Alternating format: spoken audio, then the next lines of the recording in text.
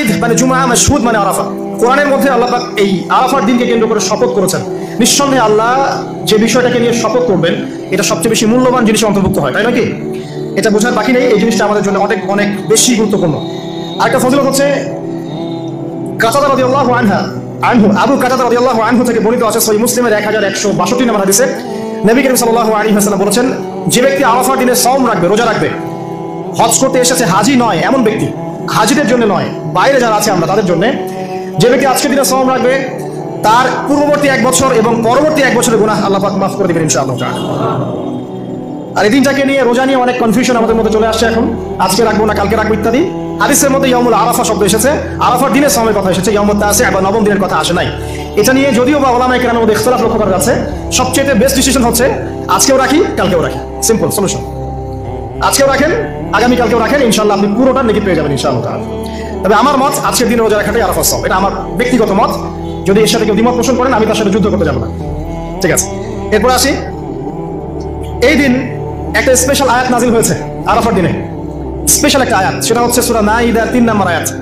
আয়াত হচ্ছে আল ইয়াউমা আকমালতু লাকুম দীনাকুম।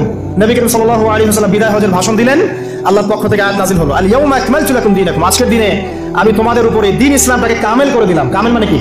পরিপূর্ণ করে দিলাম, একদম পরিপূর্ণ। ইসলামে ঢোকানোর কিছু সুযোগ নাই, বের করারও কোনো সুযোগ অবকাশ নাই। ওয়া আতমামতু আলাইকুম নি'মাতি, তোমাদের উপর আমার নিয়ামতকে পরিপূর্ণতা দান করলাম। ওয়া রাদিতু লাকুমুল ইসলাম দীনান, এবং দ্বীন ইসলামকে তোমাদের উপর মনোনীত করে আমি সন্তুষ্ট হয়ে গেলাম। সুবহানাল্লাহ।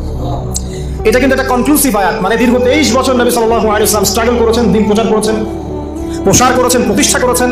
এরপর আল্লাহ পাক একটা কনক্লুসিভ আয়াত নাযিল করে এই দিনটার মধ্যে একটা ইতিবাচক ভূমিকা টেনে দিলেন। অতএব এই দিনটা খুশির, এই দিনটা আনন্দের, এবং এই দিনটা ইবাদতের উদযাপন করার, এটা আমাদের সংস্কৃতি। আমি এর বিষয়ে একটু পরে কথা বলছি ইনশাআল্লাহ। এরপরে চলে আসেন, আজকের দিন একটা দুটো দোয়া আপনারা পড়বেন স্পেশালি। একটা হলো তাকবীর, যেটা আমরা দেই, আল্লাহু আকবার আল্লাহু আকবার লা ইলাহা ইল্লাল্লাহ ওয়াল্লাহু আকবার আল্লাহু আকবার ওয়ালিল্লাহিল হামদ, এবং আইয়ামে তাশরিকের শেষ পর্যন্ত, মানে ঈদুল আযহা 3 দিন পর্যন্ত এটা পড়তেই থাকবেন ইনশাআল্লাহ তাআলা। আর সকল নবীগণের একটা শ্রেষ্ঠ দোয়া আছে, যত নবী ছিলেন পৃথিবীতে তারা সবাই যত দোয়া করেছেন তার মধ্যে একটা দোয়াকে শ্রেষ্ঠ বলা হয়। শিখিয়ে দেব কোনটা? সেটা হলো লা ইলাহা ইল্লাল্লাহ ওয়াহদাহু লা শারীকা লাহ লাহুল মুলক ওয়া লাহুল হামদ ওয়া হুয়া আলা কুল্লি শাইইন কাদির। এই দোয়াটা দিনে যে ব্যক্তি 100 বার পড়বে, দিনে যে ব্যক্তি 100 বার পড়বে, ওই দিন আল্লাহর লিস্টে ওই ব্যক্তি ছাড়া বেশি আমলকারী কেউ হতে পারবে না। তবে সেই ব্যক্তি ব্যতীত যে এর চেয়ে বেশি পড়েছে, কেউ 200 300 500 পড়েছে, তখন সে বেশি র্যাঙ্কিংয়ে শীর্ষে চলে যাবে আর কি। মিনিমাম 100 বার। আরো ফজিলত হচ্ছে 100 বার যদি আপনি পড়েন, ওই দিন শয়তান আপনাকে স্পর্শ করতে পারবেন ইনশাআল্লাহ, এবং আপনার আমলনামা থেকে 100 গুনাহ মিটিয়ে ফেলা হবে, 100 নেকি লিখে দেওয়া হবে ইনশাআল্লাহ। অতএব আজকে আমরা এই দোয়াটা পড়তে পারি, লা ইলাহা ইল্লাল্লাহ ওয়াহদাহু লা শারীকা লাহ লাহুল মুলক ওয়া লাহুল হামদ ওয়া হুয়া আলা কুল্লি শাইইন কাদির। এরপরে আসেন, এই দিন একটা ফজিলত হচ্ছে, আজকের দিনটা হচ্ছে হজের দিন, হজ আকবরের দিন। আমরা অনেকেই হজটাকে তুচ্ছ মনে করি, অনেকের সামর্থ্য আছে কিন্তু হজ করতে যাই না, আছেন এমন মানুষ? দুনিয়ার চাকচিক্য নিয়ে ব্যস্ত আছে, কিন্তু হজ ফরজ হয়ে গেছে, সেই কবে হজ করতে যাই না, মনে করি মেয়ের বিয়ে দিয়ে শেষ বয়সে যাবো, তাই না? অথচ হজ করতে হয় ইয়াং বয়সে, যদি সামর্থ্য থাকে ইয়াং বয়সে হজ করতে হবে। আমরা কিছু ফজিলত জেনে নেই এবং আল্লাহর কাছে দোয়া করি, আল্লাহ পাক আজকে আমাদের এই ক্ষুদ্র মসজিদে যত মুসল্লি উপস্থিত আছে, আল্লাহ পাক সবার তাকদীরে হজ আকবার নসিব করুন, আমিন। এবং মাকবুল আর মাবরুর হজ করার তৌফিক আল্লাহ পাক আমাদের সবাইকে দান করুন, আমিন। একটা হাদিস আছে, বুখারী মুসলিম দুইটা কিতাবে এসেছে, যে ব্যক্তি মানে হাজ্জালিল্লাহ, যে ব্যক্তি শুধু আল্লাহর জন্য হজ করলো, ওয়ালাম ইয়ারফুস ওয়ালাম ইয়াফসুক, এবং হজের মধ্যে কোনো প্রকার ফাহেশা কাজ করে নাই, অশ্লীল কোনো কাজ করে নাই, কোনো ফাসাকি কাজ করে নাই, সে ব্যক্তি ওই দিনের মতো নিষ্পাপ হবে। ওয়ালাদাতহু উম্মুহু, কোন দিন? ইয়াউমু ওয়ালাদাতহু উম্মুহু, যেদিন তার মা তাকে জন্ম দিয়েছিল। এটা সবচেয়ে বড় বেনিফিট। আরেকটা হাদিসে আছে যে মাকবুল হজ, একটা মাকবুল হজের জাযা জান্নাত ছাড়া আর কিছুই না। একটা মাকবুল হজের জাযা বা প্রতিদান হচ্ছে জান্নাত ছাড়া আর কিছুই না। একটা হাদিস পড়লাম গতকালকে, সেটা হলো নবী করিম সাল্লাল্লাহু আলাইহি ওয়াসাল্লাম বলছেন এই উম্মতকে লক্ষ্য করে, তোমাদের যাদের হজ করার সামর্থ্য আছে এবং যাকে কঠিন কোনো রোগ আক্রমণ করেনি, 1 2, যাকে কোনো অত্যাচারী শাসক বাধা দেয়নি 2, এবং 3, যার আর্থিক সামর্থ্য আছে, গরিব মিসকিন না, আর্থিক সামর্থ্য আছে, 3টে শর্ত যার পূরণ আছে, তারপরেও যে ব্যক্তি হজ করলো না আমার উম্মতের মধ্যে, সে ইহুদি হয়ে মরুক বা নাসারা হয়ে মরুক, এতে আমার কিচ্ছু যায় আসে না। নাউযুবিল্লাহ, শুনতে পাচ্ছেন কথা? হজের সামর্থ্য আছে, রোগ নাই, অর্থনৈতিক সামর্থ্য আছে, কোনো শাসক তাকে বাধাও দিচ্ছে না, এরপরেও সে হজ করলো না, নবীজি বলছেন এ ইহুদি হয়ে মারা যাক বা নাসারা হয়ে মারা যাক, এতে আমার কিচ্ছু যায় আসে না। নাউযুবিল্লাহ। তারপরে শোনেন, 3 শ্রেণীর মানুষ আল্লাহ রাব্বুল আলামিনের মেহমান, 3 শ্রেণীর মানুষ আল্লাহ পাকের মেহমান। এক নাম্বার হচ্ছে গাজী। গাজী মানে কি?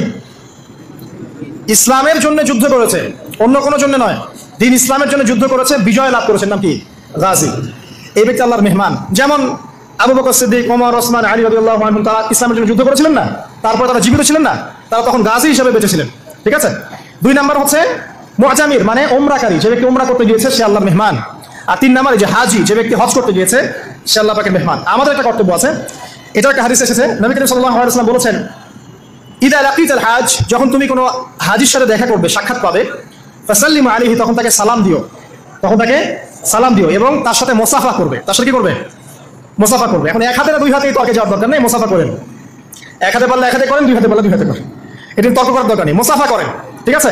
মানে আমরা তো তর্কের শেষ নাই, যে কোনো ইস্যু পাইলেই তর্ক। আরাফা নিয়ে তর্ক, তারাবি নিয়ে তর্ক, ঈদের তাকবীর নিয়ে তর্ক, হ্যাঁ, রাকাত সংখ্যা নিয়ে তর্ক, মুসাফা নিয়ে তর্ক, বাকি রাখছে কি সেটা জানি না। আর এই তর্কগুলো করতে করতে দেখবেন ইসলামের বেসিক জিনিসগুলোই নাই গায়ে। ইসলামী না আছে খেলাফা, ইসলামী না আছে ইমারা, না আছে ইউনাইটেড কোনো ইসলামিক কমিউনিটি, না আছে ইসলামিক কোনো ইকোনমিক্সের বেস, না ইসলামিক কোনো মিডিয়া, না ইসলামিক কোনো কিছুই নেই। যা আছে প্রটেস্ট্যান্ট ভার্সন, মানে নামাজ হতো, হজ জাকাত, এগুলাই। আর এগুলো নিয়ে আমরা এখন তর্ক করছি। ব্যক্তি পর্যায়ে দিন আছে, বাকি বাইরে আর দিন নাই। মসজিদের মধ্যে আসবে পাক্কা নামাজি, মসজিদ থেকে বের হয়ে গেল সুদখোর। তো আল্লাহ হেফাজত করুক আমাদেরকে। আমাদের বড় বড় ইস্যুগুলো নিয়ে বেশি কথা বলা উচিত। মুসাফা এক হাতে হবে না 2 হাতে, এর জন্য কি জান্নাত জাহান্নামের ফয়সালা হয়ে যাবে? তাই মনে হয় আপনাদের? সুবহানাল্লাহ। একজন বলছে ইশারা করতে হবে তাশাহুদে এভাবে, আরেকজন বলছে একটু নড়াতে হবে। এই মাসআলাটার জন্য কি আপনার জান্নাত জাহান্নামের ফয়সালা হয়ে যাবে মনে হচ্ছে আপনার? আপনার আকীদার ঠিক নাই, এদিকে আমলের ঠিক নাই, অর্থনৈতিক জীবনের ঠিক নাই, মুআমালাতের ঠিক নাই, সম্পত্তির বন্টন মেরাসের ঠিক নাই, এগুলো ঠিক নাই, এবং আল্লাহর জমিন, আল্লাহর দ্বীন বাস্তবায়নের কোনো চেষ্টাই নাই। আপনি এগুলো নিয়ে ব্যস্ত হয়ে আছে। আল্লাহ পাক আমাদের বিচক্ষণতা দান করুন, দূরদর্শিতা দান করুন। আমিন। আসুন, মুসাফা করতে বলেছেন নবীজি, তারপরে বলবেন যে মুরহু, তাকে আদেশ করুন। আদেশ মানে হচ্ছে অনুরোধ করুন, তাকে আদেশ করুন বা অনুরোধ করুন, আই ইস্তাগফিরুল্লাহ, সে যেন তোমার জন্য ইস্তেগফার করে। কে? যে ব্যক্তি হজ করে এসেছে, হাজি, তাকে সালাম দিবেন, মুসাফা করবেন, দিয়ে বলবেন যে ভাই আপনি আমার জন্য দোয়া করেন, কারণ ফাইন্নাহু মাগফুরুল্লাহ, কারণ সে ব্যক্তি একজন ক্ষমাপ্রাপ্ত মানুষ। তবে একটা বিষয়, মানুষের সম্পদ আত্মসাৎ করে সুদের টাকা দিয়ে, ঘুষের টাকা দিয়ে, প্রতারণা, বাটপাড়ি, দুর্নীতির টাকা দিয়ে হজ করতে গিয়ে কতটুকু মাগফুর হয়ে আসা যাবে, এটা একটা প্রশ্নবিদ্ধ বিষয়। তো এই বিষয়গুলোকে ক্লিয়ার করে হজ করতে যাওয়া উচিত। আল্লাহ পাক আমাদেরকে তৌফিক এনায়েত করুন। আমিন। এই দিনের একটা প্রতিশ্রুতি আছে। কি প্রতিশ্রুতি? আয়েশা রাদিয়াল্লাহু আনহা থেকে সহিহ মুসলিমে এসেছে, এবং জাবের রাদিয়াল্লাহু আনহু থেকে ইবনে হিব্বানের 3853 নম্বর হাদিস এসেছেন। আল্লাহ রাব্বুল আলামিন এই দিনে হাজীদেরকে দেখে বলেন, যারা আরাফার মাঠে এসেছেন তাদেরকে দেখে বলেন যে আমার এই বান্দারা দূর দূরান্ত থেকে সফর করে এখানে এসেছে, ওদের চেহারাগুলো তাকিয়ে দেখো, ক্লান্ত, ক্লিষ্ট, চুলগুলো এলোমেলো, পরিশ্রান্ত, তারা আমার রহমতের প্রত্যাশী, অথচ তারা কেউ আমার আযাব দেখে নাই। হে ফেরেশতারা, তোমরা সাক্ষী থাকো, আমি তাদের সবাইকে মাফ করে দিলাম। এবং নবী সাল্লাল্লাহু আলাইহি ওয়াসাল্লাম বলছেন যে আজকের দিনে যত মানুষকে আল্লাহ পাক জাহান্নাম থেকে মুক্তি দিবেন, অন্য কোনো দিন এত মানুষকে আল্লাহ পাক মুক্তি দিবেন না। আল্লাহ পাক আমাদেরকে সবাইকে জাহান্নাম থেকে মুক্তি দান করুন। আমিন। তো শেষ যে বিষয়টার দিকে টাচ করে আমি কনক্লুশন দিকে যাবো, সেটা হলো উম্মতে মুহাম্মাদির জন্য আজকের দিনের মধ্যে স্পেশাল কি বলেন তো? এটা হচ্ছে আমাদের মূল পয়েন্ট। আজকের দিনে ফজিলত জানলাম, আমরা আমলগুলো জানলাম, সব ঠিক আছে, কিন্তু আমাদের জন্য আসলে স্পেশাল কি জিনিস? আমাদের জন্য আজকের দিনের স্পেশাল যে বিষয় সেটা হলো আজকের দিনে দিন ইসলাম পূর্ণতা লাভ করেছে। ইসলামের পূর্ণতা দিবস আজকে। 23 বছর দিন ইসলাম প্রচার করার পরে আজকের দিন আল্লাহ পাক বলেছেন দিন পূর্ণ করে দিলাম। ইহুদিরা বলছিলেন যে আজকের দিন এই আয়াতটা যদি আমাদের উপর নাজিল হতো আমরা তাহলে ঈদ পালন করতাম। নবীজি বললেন এটা আমাদের ঈদের দিনই, এটাও আমাদের ঈদের দিন, কোনো সমস্যা নেই। তো আমাদের সবচেয়ে ইম্পর্টেন্ট জায়গা এটা যে আজকের দিনে দিন ইসলাম পূর্ণতা লাভ করেছে। এখন ইসলাম যে পূর্ণতা লাভ করলো, এই দিবসটা কতজন জানে যে আজকের দিন ইসলাম পূর্ণতা লাভের দিন? আমরা অনেক দিবসের কথা জানি, আন্তর্জাতিক দিবস, জাতীয় দিবস, পারিবারিক দিবস, জন্মদিন, মৃত্যুদিন, হ্যাঁ, অনেক দিবসের কথা আমরা জানি। ইসলামের পূর্ণতা দিবস কতদিন জানেন? কতজন জানেন? দেখেন, সাংস্কৃতিক আগ্রাসন কোথায় আপনার মূল জায়গাটা নিয়ে যাওয়া হয়েছে। শেকড় ভুলে গেছে মানুষ। এখন মানুষ শেকড় ভুলে বিদেশিদের সংস্কৃতি লালন করছে, কোনো কোনো ক্ষেত্রে বিদেশি প্রভুদের দাসত্ব